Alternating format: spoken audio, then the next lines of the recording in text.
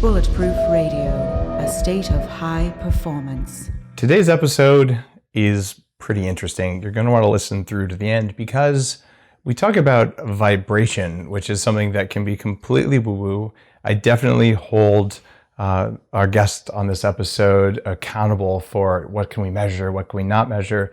But we talk about a whole bunch of different things that can increase your energy in your life, however you decide to measure it. So we get into some science here, we get into some best practices, and I think you've got a lot to learn from this. So listen through to the end and let me know what you think by leaving a review on iTunes.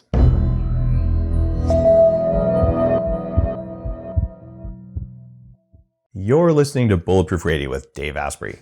Today's cool fact of the day is that scientists in Denmark recently published some new research that showed that certain bacteria in your gut play a much more decisive role in regulating your weight than we ever understood before, which means that something as simple as a little poop sample might be able to tell you what nutrition is going to work best for your body and your gut biome and what's going to change there. And that can be profoundly interesting, especially when you consider the way you eat changes which bacteria in your gut. And so this new research just adds even more evidence to the fact that I'm really excited about Viome. You've heard the episode with Naveen Jain, who came on and talked about this new way to see what's going on inside your gut, including fungal things that aren't accounted for even in this research out of Denmark, as well as viruses and phages and all sorts of stuff. So if you're interested in learning more about your gut, which definitely can influence weight loss and what you should be putting in your mouth, you can go to viome.com. You can use the code Bulletproof and they do something nice for you. I think they might give you a copy of one of my books or something. I'm not even sure. But anyway, go to Viome if you're interested in getting a good picture of what's going on in your gut. I'm an advisor to the company, and I haven't been this excited about a new diagnostic or a new kind of test or just more information about this than I have since the days of Quantified Self. And this new research from Denmark just kind of adds one more data point to that. And before we get into today's show, something amazing is here. And I'm going to see if I can pick it up with one hand. It is the new Bulletproof coffee cold brew ready to drink. In fact, I'm holding 4 of them. If you're watching on YouTube, you can go to bulletproof.com/YouTube if you want to get a link to the channel that has this show. But I'm holding these things up. These are shelf stable, meaning you can keep them in your purse, in your briefcase, in your workout bag, in your car, wherever, and they will not spoil. They don't have to be refrigerated, but they're good when they're chilled. We've got mocha, we've got original, we've got vanilla, and we've got one with collagen. So if you don't have time to make Bulletproof, you want to replace a snack with something that's going to leave you full for hours and feeling amazing, these taste really good, and they've got only good stuff in them. So that's Bulletproof cold brew ready to drink. You can pick them up on bulletproof.com. We'll ship them to you. I believe there's free shipping right now. Double check on the site for that, depending on where you are in the world. And you'll find that these are amazing cold brew. And they, of course, have the lab-tested beans, brain octane oil, and grass-fed butter. So bulletproof.com for the Bulletproof cold brew ready to drink. Today's guest on the show is a former psychotherapist, a university professor, a successful author, and creator of the popular site greensmoothiegirl.com. She's based in Utah, where she's a competitive tennis player, and she just wrote a new book that I enjoyed that's called Vibe, Unlock the Energetic Frequencies of Limitless Health, Love, and Success. And she's on the show today to talk about this notion of vibration, so we can see, all right, how much science is here, how much sort of, let's all sing Kumbaya is here, because there is real vibration that happens in our bodies. And it's always a challenge to tie the scientific vibrations to behavioral vibrations and what's an emotion or a sensation and what's not. So Robyn Openshaw is here today to share her knowledge and what she learned in her research over the last couple of years writing this book. Robyn, welcome to the show. Thanks, Dave. So nice to be here. It's always a little bit risky for an author to go out there and write about vibrational frequencies, because you'll see people out there, saying, look, if you wear my organic corn pendant, your vibration's going to change. Like it can get really mushy really quickly. What led you from sort of the field of nutrition into this idea of vibration? Like what's the definition of vibration, the way you're using it in your book? Years ago, I tripped on this quote by Einstein that said, everything in life is vibration. And later, not much later, I ran into a quote by Nikola Tesla, who I'm a bit of a Tesla geek. And Tesla said, and I believe that the world wasn't ready to hear this at the time when Einstein and Tesla were discovering these amazing things. And Tesla said, if you want the secrets of the universe, think in terms of energy, frequency, and vibration. And I put that next to the Einstein quote. And then I started looking at quantum physics and how all of the quantum theory has bled into biology. And there are fields that have completely changed as a result of discovering that, for instance, we are electron exchanging. And right now you have influence over other people. And it's really sobering to think about. And think about how we're actually electron exchanging across the planet. This has been super well documented at this point. And we can go two woos, we can go woo-woo, or we can stay just in the one woo. And as committed to science as you are, Dave, I'll just stay in the one woo. I mean, we could talk about how, this is what I actually got that quote from Simon & Schuster when they signed on to publish my book. They said, now, keep it to one woo, okay? Well, that's the risk when you go into quantum physics, is that quantum biology is a real field that is studied in universities, and most people aren't even aware of it. But what's going on inside our mitochondria, the way they're making energy, they're using quantum effects. And we finally figured that out. We figured out that mitochondria are semiconductive, and they do have these fields. But even when you say like we're exchanging electrons with things across the planet, you're kind of tricked my thing. And we exchange energy, but are we actually really trading electrons with other beings? How are we doing that? Yeah, that's a lot of what quantum physics actually discovered literally decades ago, is that, and this is why we're so interconnected. It's one of the reasons why we've discovered how interconnected we are, is that things aren't as mechanistic as we thought. I mean, we know we have this, atom, and we have electrons and protons and nucleus, but we didn't know as recently as 30 years ago how big that radius is of those electrons. And we didn't understand how we need to discharge dirty energies. I loved your show with Joe Mercola talking about EMF, which is a big research subject and interest of mine. But we're exchanging energies in a lot of ways that we didn't understand when we were only looking at Newton's models. So if we take a look at how quantum physics and biology have not yet come into the space of nutrition and wellness. And what my book Vibe does is take a look at what we can do that's really practical, and takes a look at foods, energies that has nothing to do with calories. Calories is a construct that was discovered in 1848. It's pretty much outlived its usefulness in so many ways. And so when I tripped on these two concepts, I wanted to know what the secrets of the universe were. When I read, if you want the secrets of the universe, think in terms of energy, frequency, and vibration, I thought, why do I know so little about this? We actually know more about it than we think. If you take a look at medicine, for instance, a lot of the diagnostics in medicine are using vibrational frequency. The EEG, the ECG, we can measure brain waves. These are frequencies. So I'm just putting some roots in the idea that energies, or understanding that everything is made up of energies, and that Newton's physics weren't wrong, they were just limited, actually has applications in medicine. Your friend, Dr. Oz, I know you were just out there filming with him, has said that energy medicine is the next wave in Western medicine, and it's very, very infiltrated there.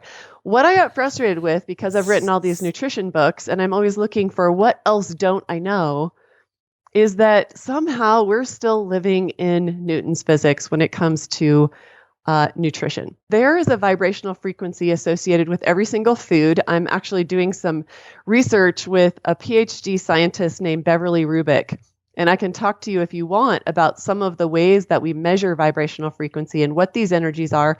And we could talk about some principles of quantum physics that have everything to do with whether we're healthy and whether we're happy, that can guide us in what foods that we eat. They'll be a lot more helpful than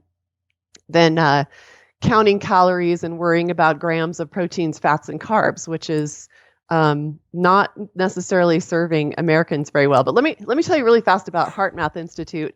Some things that they do that will give you a sense of how real this woo stuff is that you and I could be sitting in a room, Dave, with our backs to each other. So we're not looking at each other and we are not talking to each other. And you're hooked up to an EEG and I'm hooked up to an ECG. And you are instructed to think loving, kind, grateful thoughts. And that will actually register on my EEG without you saying a word or without us looking at each other. And so this makes intuition and a lot of these energy gifts that we talk about that sound really squishy, like you said, quite quantifiable. There's also some great research by HeartMath where you are asked to sit and think about something that makes you angry, and they chart your brain waves, and then they have you think about things that you're grateful for, and they chart your brain waves. And what's really interesting is that those frequencies, as they register on paper, look like what they feel like, right? Like, which would you rather experience? Would you rather sit in anger or would you rather sit in gratitude and love? Well, I mean, it depends. Anger could be a source of energy, right? Yep. Well, and it can fuel you to action. We need it sometimes, right? I was just saying that to try and make you mad, but it didn't work. So I've been an advisor to the HeartMath Institute since 2008. I'm on their advisory board. And I was just at Burning Man, and they had a big installation there where they would get like 8 people to sit in chairs. And when they were all in the same state, that gratitude state you're talking about, they'd get a really strong feedback tone that would make light up an art piece, which was kind of cool. So there's definitely very provable science that says we can influence other people. And to the original question, I don't think that we're actually trading electrons with them unless we're touching them or kissing them or something. Mucous membranes are good for electron exchange because they're wet. But we are definitely exchanging field information with people. And the HeartMath people talk about this torus shaped, like donut shaped field around the heart, tipped at 8 degrees to the left. And unquestionably, especially someone who's trained, like a meditator or just someone who's in touch with that stuff, can walk into a room and change the room. But likewise, someone who has a powerful field around their heart, but one that's chaotic because they're full of old trauma or just they're pissed off, they can walk into a room and change the energy in the room for the negative. And that's one of the reasons that I just fundamentally believe that it's not okay to sit in a boardroom or a PTA meeting or at dinner with your family and act one way and feel another way, because your internal state is projected and received by other things in the world around you. Whether or not you're smiling and saying the right things, people know that you're pissed off. And we know it viscerally and deep down. And that is a form of electromagnetic, and that's actually more magnetic vibration. So there's definitely science, like you're talking about in your book, around that very specifically. And talk a little bit more about the quantum biology aspect of vibration. Like how would you measure vibration, say, of a food? Are you like eating a food and seeing what it does on an EEG, or what it does to your heart rate variability? Like, how do you know that a food's vibrating? Because when I eat them, they're usually not, unless it's Jell-O. Yeah, well, there are energy fields in and around us, and like you were referring to, we have an energy field. It goes further than we thought. But you're talking about this energy field that's about 8 feet around us is our electromagnetic field. But there's a guy, he is deceased now, and I'm going to take measuring electromagnetics further than he did. But his name's Bruce Tynow. He's out of University of Washington. And the reason I talk about his research is that he measured a lot of common things, and because he measured it in hertz. And so our electrical energies, we are electrical beings. That's why when we go out in the sun, we feel amazing. And we need to charge, we need to discharge and ground. And we feel better when we do, especially in this crazy world where we're just surrounded by all these electronics, like you talked about with Dr. Mercola. But he measured things in electrical energy of hertz. And so we recognize that as a unit of measure. So bear with me, I'm going to share a couple of statistics from Tynow's research where he measured in hertz, which we're familiar with if we had some basic high school science classes. And before I tell you this, like if you're listening to this interview and you remember one thing, maybe a couple of things, this would be one of the ones to remember. This is a principle of quantum physics that's really simple, anyone can understand. And here it is. So that a substance of a higher frequency can cause a substance of a lower frequency to increase. And this is really powerful if we think about the fact that you, with your show, and you've had something like 40 something million downloads, you're impacting people's energies one direction or the other, whether you're helping them into higher vibrations or lower, you're absolutely impacting their energies, whether it's electron exchange or if it's other forms of changing people's frequencies. You know, if you take that principle of quantum physics, I'm going to say it again, a substance of a higher frequency can cause a substance of a lower frequency to increase. And then let's take a look at... Isn't the opposite also true? You yes, take hot water and put it with cold water. Well, the cold water gets warmer, the hot water gets colder. So it's sort of like moving to the average, right? Yes. And so the opposite, the corollary is absolutely true too, is a substance of a lower frequency can cause a substance of a higher frequency to decrease. And this is, I'm going to talk about food for a minute, but just so we don't fail to bring this up, you mentioned how people have incongruent energies and what's coming out of their mouth is different than how they actually feel and think. And we know it. We, especially if we have a quiz to tell you if you're an intuitive, an empath, a highly sensitive person, an energy healer, and we know it. We sense it. Our intuition tells us this person is not connecting with us. You've probably walked into a room before. I know you to be an empath. I have seen you sense energies before. We've all been, if we have developed our energy sensations, we've walked into a room and there's two people in the room and they're not looking at each other or talking to each other, but we know that something really intense just happened between them, right? We can feel it. You can sense it. It's almost like there's a charge there and they might have just had a big fight. They might have just had sex. Those are two of the highest energy exchange forms that we have. But you may have also... Is that why makeup sex is so good? Yes, it's part of it. You're resolving energies, right? Like you're joking, but I'm serious. I'm serious. Yeah. So, it's shifting energies the other direction. And so we probably also been at a conference or some networking or work event where we meet someone and we can't get away from them fast enough. We almost rock back on our heels when we meet them.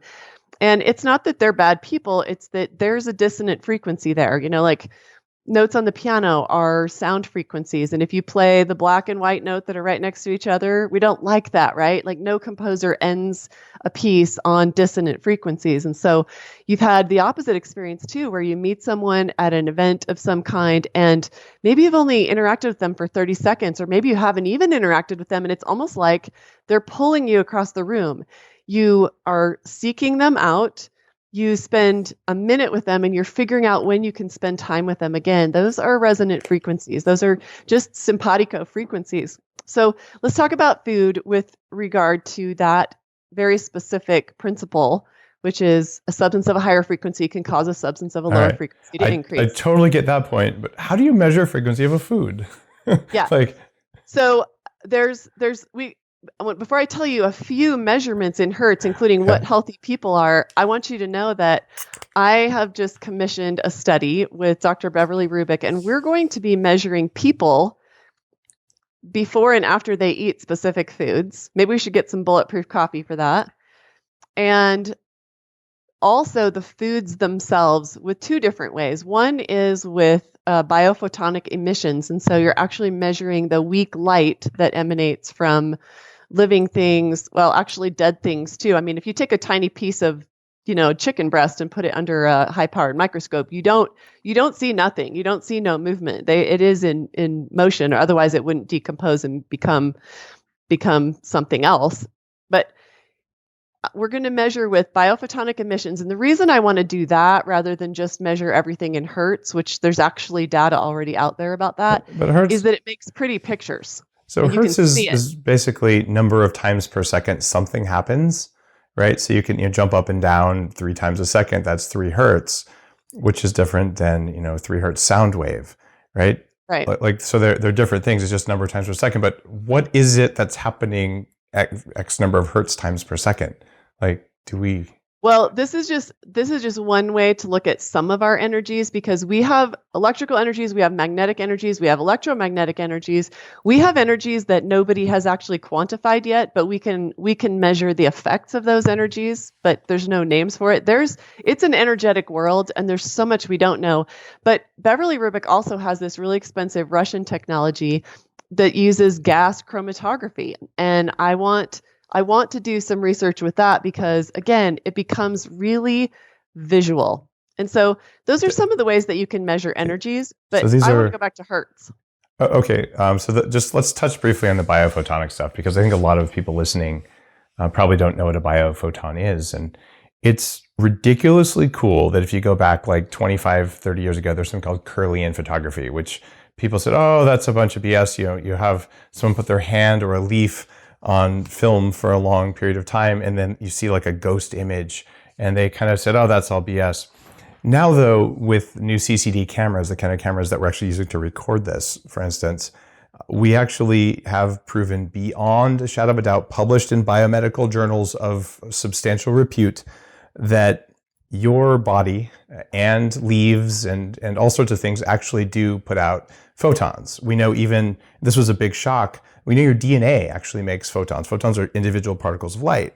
We know that your mitochondria make a lot more of this, and the bacteria in your gut make about 5,000 times more of this, what's essentially bioluminescence, these little glowing things. But it happens so infrequently and at such small doses that you don't see it unless you have very advanced technology for it. So there's good science that says, all right, you can measure that. In fact, you can even predict things like cancer by looking at biophoton emissions. And like, who would have ever thought that? And if that sounds like that's 3 levels of woo, actually no, that's established medical science. It's just stuff you haven't heard of. You don't believe me, go to PubMed.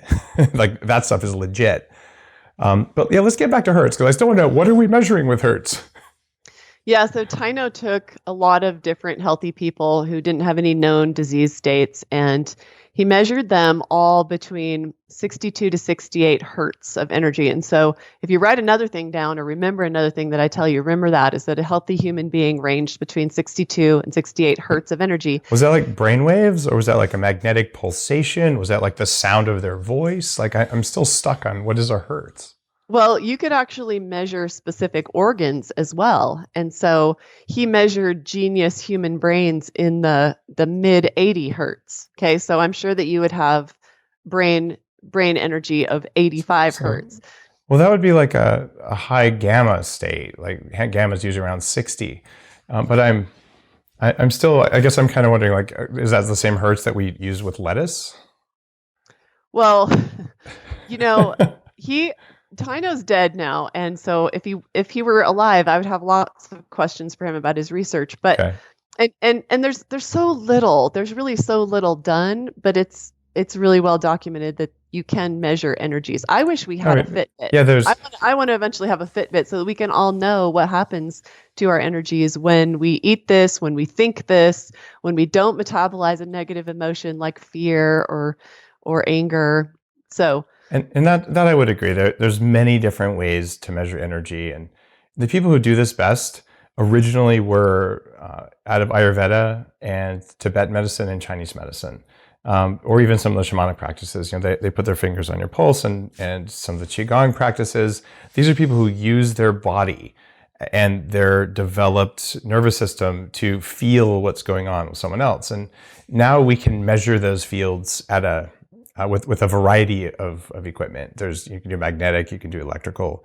And one of the things that stands out in my memory, almost 20 years ago, I went to this coffee shop in Mountain View, California called Red Rock Coffee that I used to frequent when I lived down there. And I met with the guy who holds the first patent on 802.11b, which is basically the first Wi-Fi on the planet. And this guy already back then was kind of the grizzled engineer sort of look. And he said, Dave, and this was maybe, 5-10 years after the stuff was released, so he had become wealthy. And he said, Dave, I've been using the $1 million test equipment we use to monitor Wi-Fi networks, and I turned it around on my body. And he turns his laptop around. He goes, look at all this data that's coming off my body. I think we can use this to diagnose disease. Like, look at these, and it was actually like a map of the chakras. Like, he had mapped using gear for Wi-Fi, right? And so this stuff is real, and there's there's an $800 book from the former president of the Karolinska Institute in Stockholm, which is one of the top 10 medical schools out there. It was published in 1983 that basically said everything in the body is electrical, which means therefore you can measure the frequency of electricity in a variety of ways. And basically, after he published this book with extreme details, it was a full-on medical textbook. I had a hard time with parts of it because it just went so far into cellular biology, especially when I read this a few years ago, I was like, wow. And he actually lost his position at the Karolinska Institute for saying this, and he wrote the book at the end of his career because he knew it would happen. He goes, hey, I've been doing this for a long time. Here's what's going on. And when he lost his position, he was like, I was going to retire anyway. Here you go. Now it's out there. So like I just want people listening to understand there's a lot going on that we've known in small pockets for thousands of years or for decades, or especially in the last 10 years. And I think you've pulled a lot of it together in your book, which is kind of cool, but also just making it actionable, because knowing this is happening versus knowing what to do with it. And everyone listening knows, like, today I have a lot more energy than I had before. And how you measure that energy, like, there's dozens of ways, but the Russians and the former East Germans, and now just Germany in general, have been the leaders in a lot of these weird things where you bring it to us like, what? You got me hold copper coils, but they're getting a signal, and there is a signal there. And the question is, what do we do with it? So I want to know in your work about looking at all these different frequencies and just ways to measure and improve energy in the body. Like, okay, I want more energy. Like, what do I do? Yeah, and there are so many things. And as a former therapist, I feel like just like nutrition is missing studies of, quantum theory, so has therapy, so has psychotherapy, so has psychology and psychiatry. And how we are dealing with our negative emotions is part of it. We could talk about that. We could talk about foods. Let me tell you. So 62 to 68 hertz was a healthy human being. Tyno measured people with a massive candida overgrowth, where there's just a ton of yeast in the body that is getting all the attention of a lot of the energy systems. Would be in the low 50s. That's how much lower a human being can go. Sorry to interrupt there, Robyn. I'm guessing that what he was doing there is he was looking at the micro current across the skin. This is probably a galvanic skin response, like copper coils sorts of things, because that would make sense then. Yeah, he called it the BT3 scanning system, and it was definitely looking at the whole organism's energies. And so that's probably some kind of aggregate of all of our energies, because he could tell you, he could also ascertain the level of energy of your liver. And you can imagine how if you build your liver out of higher vibration materials, since the liver serves you in over 500 different ways, like, what would that do for how you look and for how you feel? He measured people with Epstein-Barr in the 50s hertz. Remember, a healthy human, 62 to 68. He measured end stage, very near death cancer patients at 25 hertz. So clearly there's some kind of correlation there between, specific high frequency states and health. And the opposite of that is the sicker we get, the lower we get. And he discovered that plant foods, and I'm not here to, I don't really like to talk about vegetarian, vegan, or any of the isms or diets, but he discovered that plants raise our vibration because they are of higher vibrational frequencies, many of them, than a human being is. And processed foods, this won't surprise you, are extremely low frequency foods. So then there's the fact that we can measure what happens to a person when, like I said, they are in the high vibration emotions. And that sounds like what all the woo-woo people talk about. It sounds like people talk about high vibes, and we roll our eyes and we think that they're just channeling the Beach Boys, or they don't know what they're talking about. It's just like this kind of cool new agey talk, but it's actually real. Mm-hmm. And we can't measure a thought and we can't measure a feeling because it only exists if we're feeling it. But when gratitude is the highest measured frequency in terms of what happens to you when you are sitting in gratitude, thinking about your kids, thinking about your partner, thinking about people you love, thinking about the things in your life you're grateful for, nothing touches it. And I think that's really exciting because we can choose that. We can choose to spend 10 seconds in gratitude. That's an actionable. That's something that we take people through in the book. There's a quiz to identify all the high vibration states. How much are you actually experiencing those in your daily life? And here are the low vibration states. Okay, feeling frustrated and stuck, angry, anxiety, rage. Anger, rage. We know this innately. We know these are low vibration emotions. And then I take people through a 90-second process where instead of getting stuck in anger, frustration, resentments, lack of forgiveness, you at 40 years of Zen, I'm going to be there at 40 years of Zen in December. Super excited about that. The lack of forgiveness is about as low vibration as you can get. And that's an energy that people tend to get stuck. So, it's really exciting to think that we can alter our energies. And those are some of the things that we work on is those emotional energies and staying in the higher ones more often.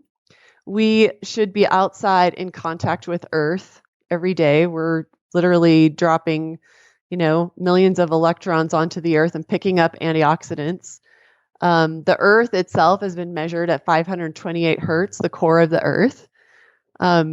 There are people these are pretty woo, pretty triple woo here, but Leonard Horowitz measures, vibrations of a lot of different things to help us achieve them.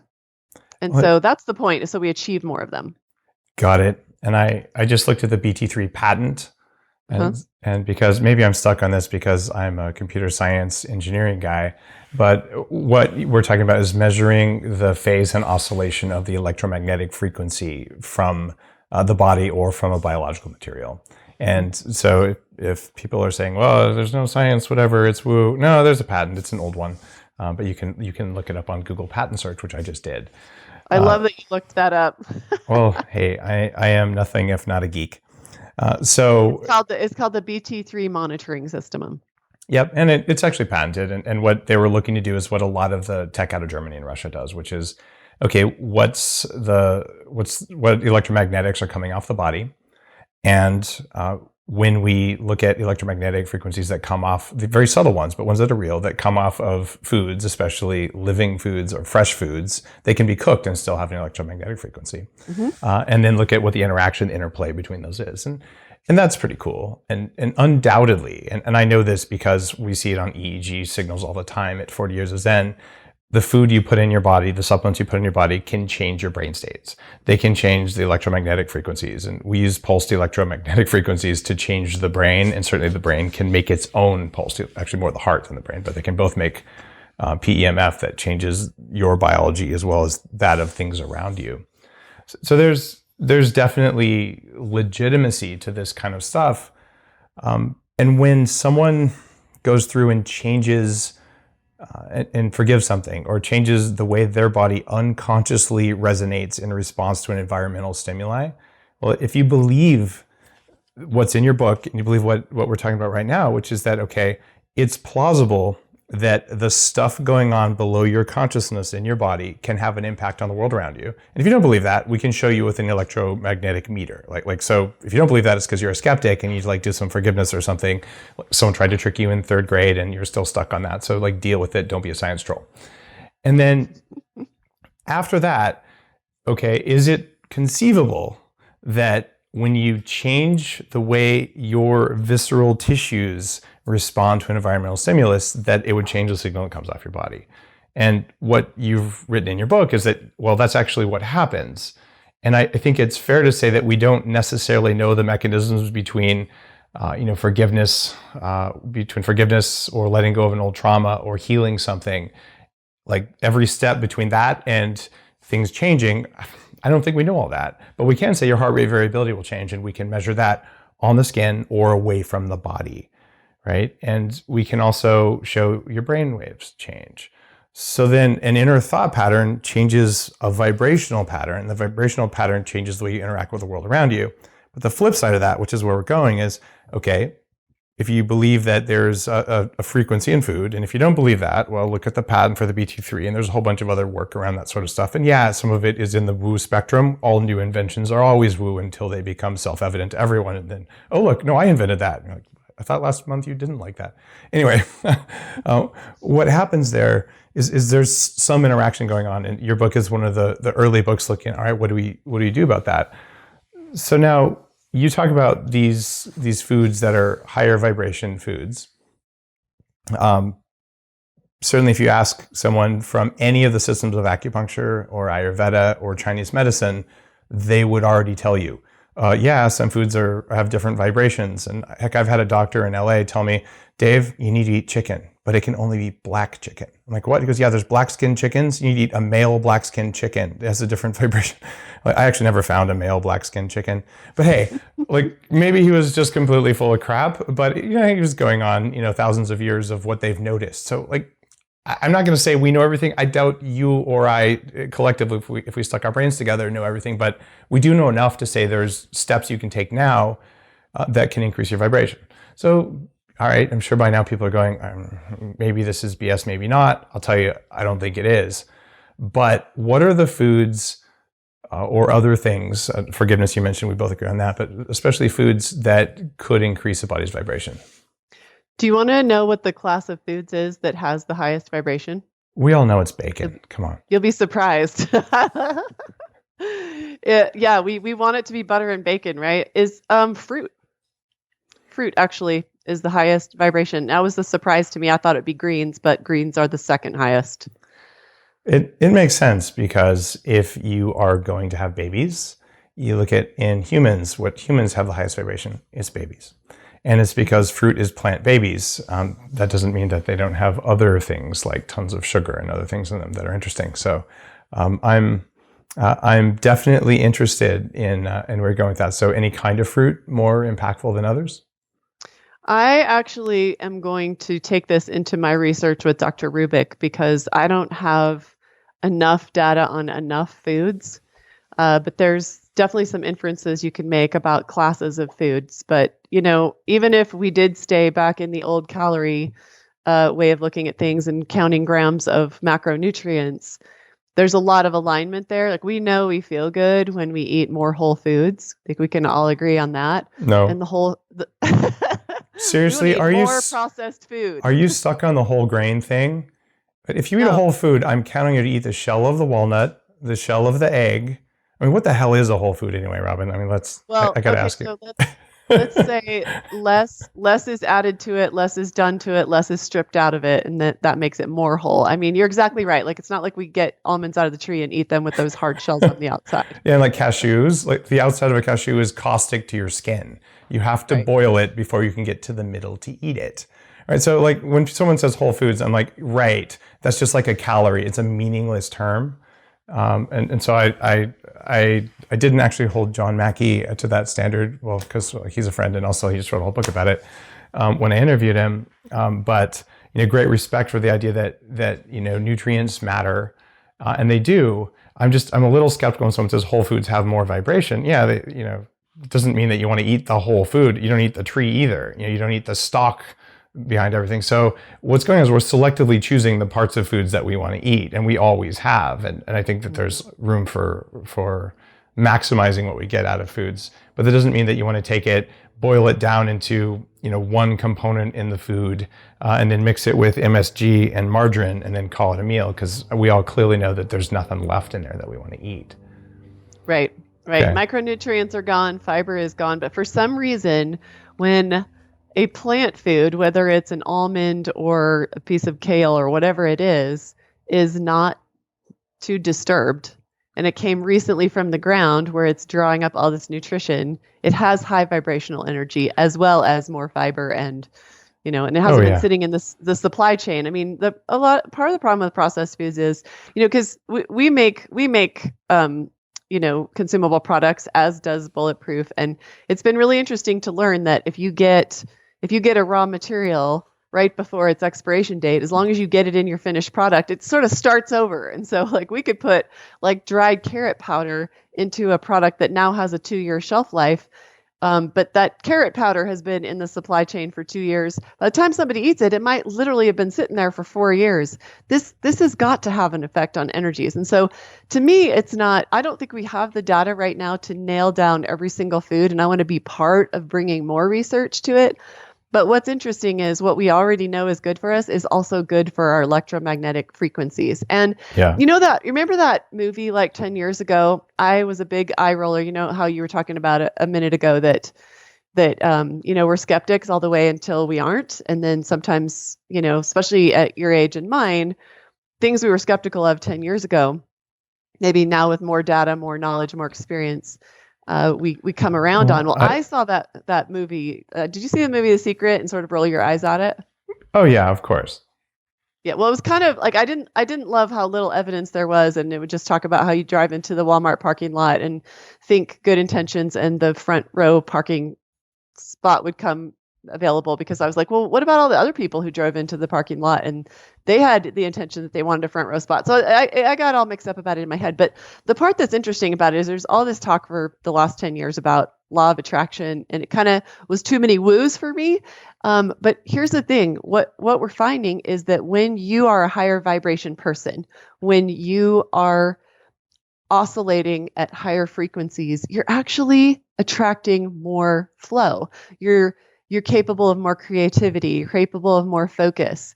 You are attracting higher levels of opportunity, and you find yourself, when you're living in high vibrations, that things are just easier, and you're choosing between two good things instead of being like homeless under a bridge, super low vibration, eating nothing but crap, can't scrape together two nickels. And so that's where, to me, my work has been trying to understand how does the law of attraction come together with all these energies that we're in a quantum phase of discovery in the world. Like you said, I mean, Russia and Europe, they're way ahead of us in understanding energies, and over 8,000 studies now on the negative effects on the human organism and other living organisms of chaotic frequencies or electromagnetic frequencies, whereas the United States is just pretending it's not even a problem. Like, our government isn't protecting us from it. The 5G network is coming out, and there's a lot of scary intel about that. And so the point is, we can control our energies far more than we, and we can be attracting individuals. We're always attracting and repelling something. And it might seem disturbing. Well, I don't want to be repelling people and things. Yeah, you do. You do. You want to be repelling. But like we were talking about the resonant frequencies, Tesla came to the Americas. He's 20 years old, and he had literally been having dreams at night about Niagara Falls, and he wanted to come to America and channel the energies of Niagara Falls, because the entire sonic spectrum is said to reside in that natural wonder. And he came here, and he actually did that as part of his many accomplishments. He accumulated like 300 worldwide patents before he died. But the point is, when it comes to us individually, is that we can channel a lot more positive frequencies. And it really comes down to some really simple, small, actionable things that we do every day. And what I would like is for people to just be more aware that they are electrical beings, that they are electromagnetic. And of course, if we're magnetic beings, we're attracting and repelling. So at that point, if you've had a chance to read Headstrong, we're talking to listeners, I think you've read it, Robyn. There's just abundant evidence that your cells run on semiconductors called mitochondria, and that you do not have a thought, you do not feel an emotion, and you do not make a move, take a breath, have a heartbeat without electrons. The same kind of electrons that power your iPhone. They're literally made from food and air and sunlight and water. And that's just how it works. And sunlight and water are lesser issues there. You get not that much. You can't live on sunlight alone. At least all the people who say they do usually get caught at 7-Eleven eating hot dogs. So, I'm a little skeptical of the breatharian sun eaters. But there might have been a couple of people who hit that in remote parts of India that are relatively well documented, but not in the modern world anyway. So if you just accept that, all right, we're electrical, and so that system ought to be able to be higher level energy or lower level energy. It's been my experience, especially doing like deep work with neurofeedback, when you can turn up the amount of energy in the cells, like people are able to do more. And doesn't that just make sense? If your car has more horsepower, it can do more. And if your body does, it can. And we were talking about food there, and you mentioned the value of fresh food for energy. Most people unless you're fortunate to live near a farmer's market or have your own garden, you don't know what it feels like to eat a meal out of fresh food or to eat a meal out of fresh food for a week in a row. One of the reasons I live where I live is I live on an organic farm. And when I'm home, we eat almost all food that came from our own family and came from our own environment.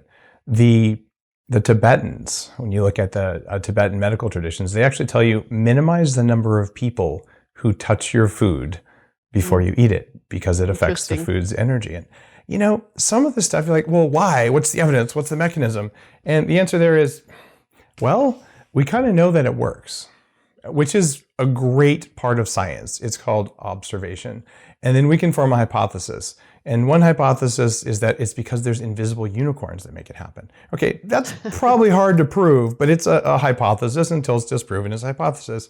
But then we can have other ones that say, well, it has to do with mitochondrial things. It has to do with energy exchange and resonant frequencies and the entire spectrum in between. But what I think is getting to be very well understood is that it matters, and it behooves us as scientists and as humans to understand why, because if we understand the mechanisms of it, it's entirely possible that the 7G network we deploy will completely upgrade the energy in your body instead of disrupting it. But if we deny that there's an effect, which is an anti-science thing to do, oh, there's an effect, but I didn't like it, therefore the effect didn't happen, which is what a skeptic will do.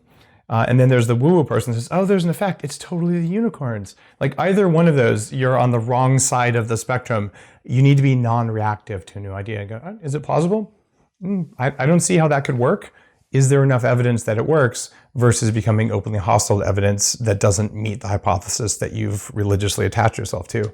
And so as I've aged and as I've become able to take this level of control of my own biology, I was an extreme skeptic, very much a reductionist when I was really, really sick. And in order to get well and to lose the 100 pounds and then to go way beyond that, I just realized, look, I'm going to go with what works. And if I don't know why it works, I'm okay with that. I'm just going to measure that it worked. And it's possible if I'm doing 3 things at once, only 1 or 2 of them worked, and the other one might have been a waste of time, but I'm okay with that. Like, did I get what I wanted? And that perspective, I think, is missing from a lot of science here, where it's like, it has to be one thing. It's like, I hate to tell you this. Every science experiment, including the double-blind studies like that, they don't control for almost every variable that matters. Like, show me a normal study done on mice or on humans that control for atmospheric pressure.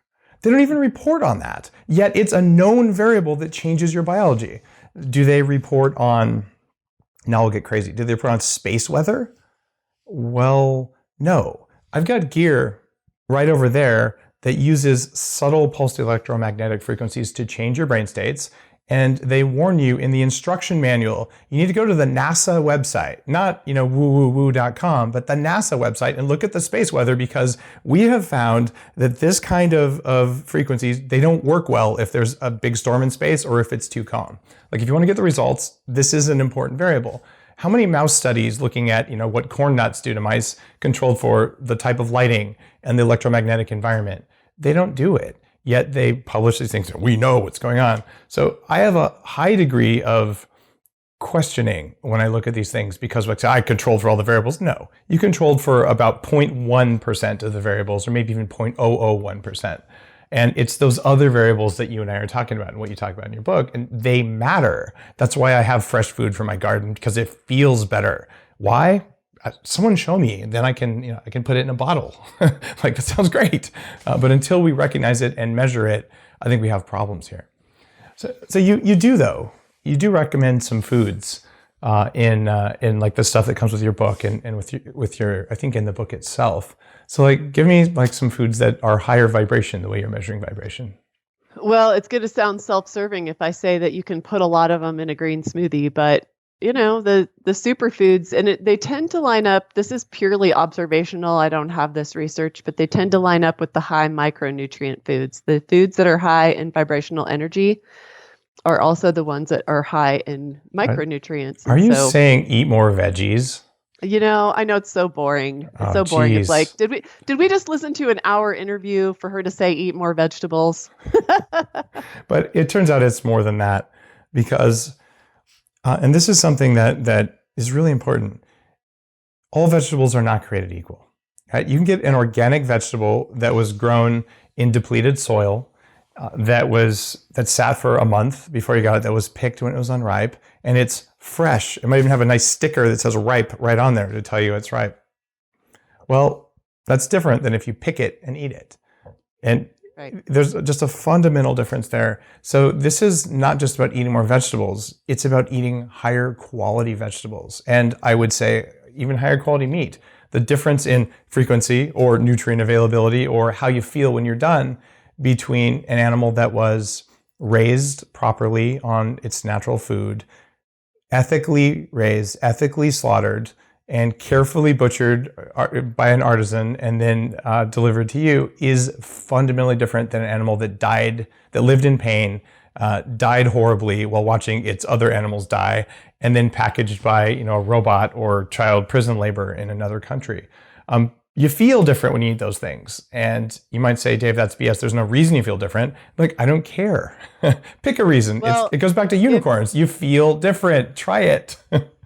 Exactly. And if you think about the fact that the state of fear and anger is such low vibration, when you think about an animal raised in those conditions, and Tyno did some research on this, that when you have caged chicken that are mistreated their entire lives, they're low frequency to the point of like 2 hertz.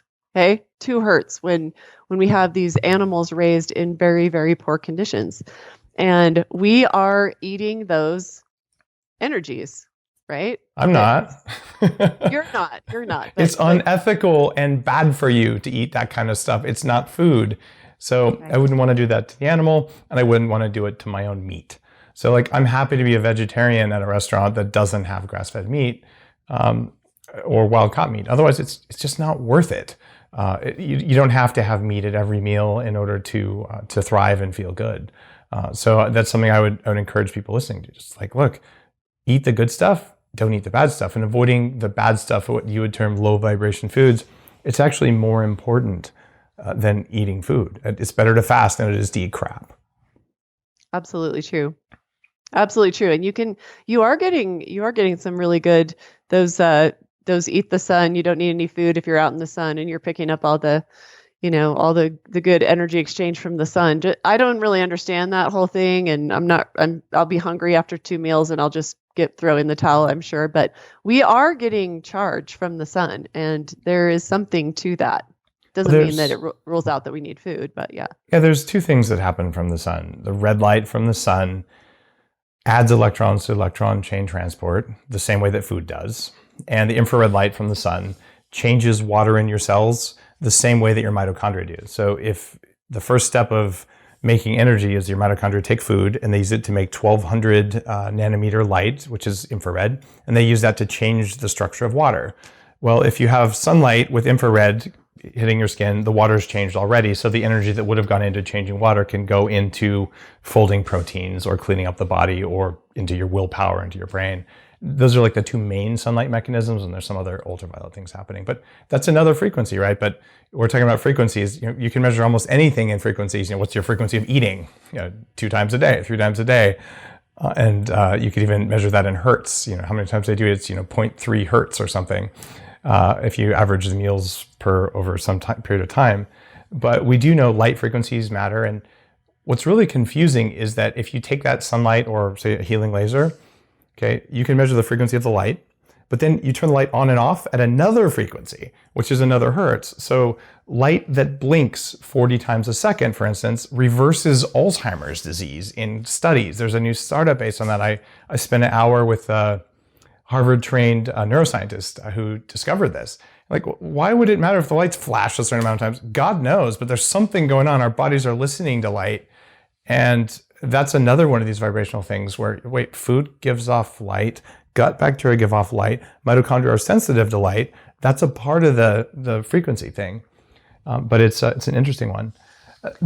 Yeah, that kind of reminds me of EMDR in psychotherapy. There's now just hundreds of published studies on how powerful it is, and it's using frequencies, and that's all really. I mean, and my colleagues, I'm not a practicing therapist anymore, but my colleagues are in love with it. They're all getting trained in it, and it's because it's the most, research based. efficacious treatment right now out there. I mean, my old models when I was in grad school studying Freudian and behaviorism and Gestalt and all these different modalities, all of them, when you put them to the test, a third of people in therapy get better, a third of people in therapy get worse, and a third of people in therapy stay the same. And guess what the statistics are for people in traditional therapy or who aren't in any therapy? They're exactly the same. But they're wealthier. Right. Yeah, EMDR is profoundly effective, and it involves moving your eyes back and forth at a certain frequency, right? So what I believe is going on here, Robyn, is that our brains understand things that happen over a series of time. They don't understand anything that happens over a static period, because anything that's more than a microsecond. So, and this is borne by research on how the prefrontal cortex works. So we have to have time as part of what we do to experience the world. And if you have time, you have frequency by definition. And that's just a fundamental part of how our consciousness works, which is kind of cool. Now, we're coming up on the end of the show. We haven't talked a lot about dirty electricity. And this is something that I know that you're spending a lot of your energy on right now. And it's something that I'm keenly aware of, and something that I control for, something I've talked about for years. How much of that are you talking about in the book? Like we mentioned earlier, 5G and Wi-Fi and things like that. So this definitely has an energetic impact on us if you accept the fact that we're electromagnetic beings. Like, kind of, what's your take on that? We do talk about it in the book. We recommend people do a detox, and by detox I mean like an EMF detox. Here in the United States, we refer to it as, if we refer to it at all, if we even acknowledge that it exists, electromagnetic frequencies. These are these chaotic radiation or broken frequencies. They're competing with our own flow, our own ability to focus, our own energies. That this was never a problem until recently. In Europe, I take some of my followers to a clinic of biological medicine in Switzerland every year, and it's an EMF free zone. You can't bring your cell phone, any device in the treatment rooms, in the lunch area, and there are actual EMF refugees there. In Europe, there are EMF refugees. In Europe, they mostly call it electrosmog, which is an interesting term, but we do talk about that in the book. We cover everything that I know of that's quantifiable, that'll actually help you stay in the high, smooth frequencies and the grounded frequencies. And that's one of them, is that we really can't ignore the negative frequencies that we're allowing into our space. And, one subject is all the electronics. There's actually energies bleeding from your electrical outlets. When I did a detox here in my office that you're seeing here in the background, if you're watching, it was over 400, whereas below 50, whatever the unit of measure is safe. We had to address that. Probably one of the worst offenders was my son's Xbox. And I didn't realize he actually had two. I don't know if he got one from a friend or what, but somehow he bought himself a second one. And it literally fritzed out the meter when it wasn't on, just by being plugged in. That was one of the things that we found to be a significant issue. We don't have a smart meter on our house, luckily, and you can tag your smart meter, say do not install smart meter, and they might do it anyway, but these are just some examples. We tested my Tesla versus one of my employees' Hyundais, and my Tesla was not terrible. Really, you would think, since it's a computer-driven car or run car, that would have been terrible.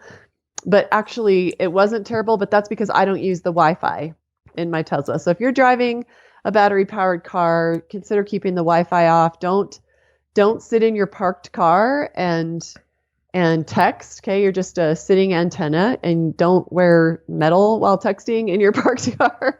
Lots of things like that. But there's some things that we cover in the book. And you know what else is? Try not to be around people who suck your energy, talking about negative things all the time. I'm not a Pollyanna. I don't talk about all happy all the time. But if I'm going to talk about the negatives in my life, I'm generally going to do it with a purpose. There's a purpose there to extract meaning from it. I think we can absolutely talk about the negatives in our lives and the hard things that we've been through. And you do this too. You do it too. You and I have in common that we used to be obese. And I talk about it often, and it's kind of humiliating to talk about being 206 pounds and having 21 diseases, but I love talking about it because then I can talk about the journey. And that's where I think we have an impact. And this is where you and I have a clear goal. And I want us to all have the languaging of it. I want people to start talking about vibration. I want them to know what it is. I want them to start noticing the impact. But when I'm around you, Dave, you inspire me and you make me think in higher frequency thoughts. You are totally relentless in helping me clear negative vibrations. I'm super excited about doing 40 years of Zen with you. But you know what? We have so much impact on our own energies. And then it gets really exciting when we start to think about our influence, which is massive. Even if people aren't an influencer and have 40 something million downloads of your show, you are energy exchanging when you're on the phone, on the internet. The average person these days has so much ability to impact the vibrations of the whole community and even planet. And we're putting good stuff out there, or we're putting bad stuff out there every single day. We have a choice about that. Beautiful.